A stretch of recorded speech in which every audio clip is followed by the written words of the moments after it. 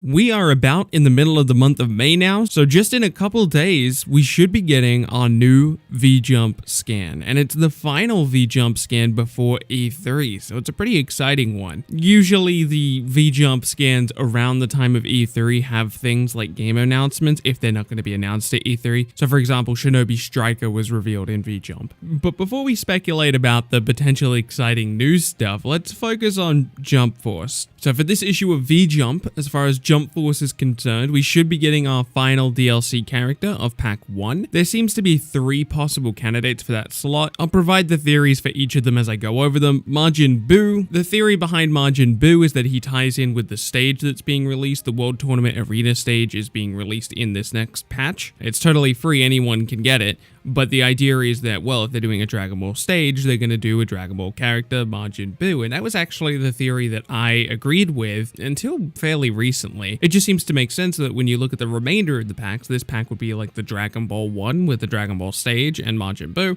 then the Naruto one, and then the One Piece one. Another character people think it could be is Biscuit. This is a slightly more complicated theory, so I'll give you the too long didn't read version. Basically, data miners have found that characters have certain ID numbers tied to their special moves, but as far as the unreleased characters, only the announced characters, Kaiba, All Might, have ID numbers for their special moves, but Biscuit also has ID numbers for her special moves. I can understand why this argument would be compelling, but when you look at the other packs, they start to look really weird. The only way you could get the entirety of the cover series together in one pack would be to have a My Hero character in the next pack and 2 Bleach characters. So it looks weird that you're splitting up the 2 My Hero characters, but you're keeping together the 2 Bleach characters. And if you don't do that, it looks like you're splitting up the cover. Don't worry, it gets all complicated. Just mathematically, I don't think Biscuit makes a ton of sense. But I wouldn't be surprised if it happened either. Bakugo is the final candidate. Basically, the theory behind this is that the first pack would be a My Hero pack, which would be All Might and Bakugo. The second pack would be the Bleach pack, which is going to be Grimmjow and Hitsugaya. And then the final pack would be like the cover 3. So for that to all happen, you would need Bakugo to be in this next pack. Also, Bakugo's got a lot of progress when you look at his data mine moveset. So yeah, right now I think Bakugo stands the best chance, but I could see it being any of the 3 we just went over. All right, with Jump Force out of the way, let's move on.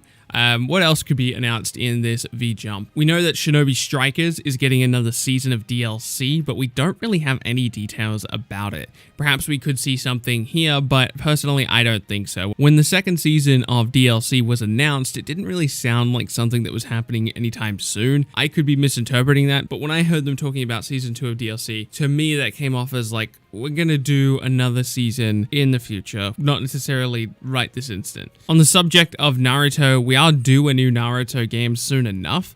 I don't know if you would hear about it now, especially since we're getting a season 2 of DLC. But if we do get a Naruto game at this year's E3, I would expect to hear about it maybe in V-Jump. On the Dragon Ball side of things, we should hear something about Project Z, at least at E3. I don't know about V-Jump, because hey, it's been a while, right? We haven't heard anything about Project Z, but honestly, I do think Bandai will wait for E3 at this point. We already have a decent idea of what the game looks like visually, as far as cutscenes and all that good stuff, but we have no idea about gameplay. Gameplay is the big thing up in the air right now. We have no idea what it's going to actually play like, and sure, you can tease certain gameplay mechanics in screenshots, but at this point, I think they're just going to wait until they can show us something more expansive come E3. Oh, I forgot, while we're on the subject of Dragon Ball, it wouldn't surprise me if they officially announced Janemba, a character for Dragon Ball FighterZ who was recently accidentally revealed on the Xbox YouTube channel. Thanks, Xbox. So I'm sure they're going to want to actually officially announce that character at some point.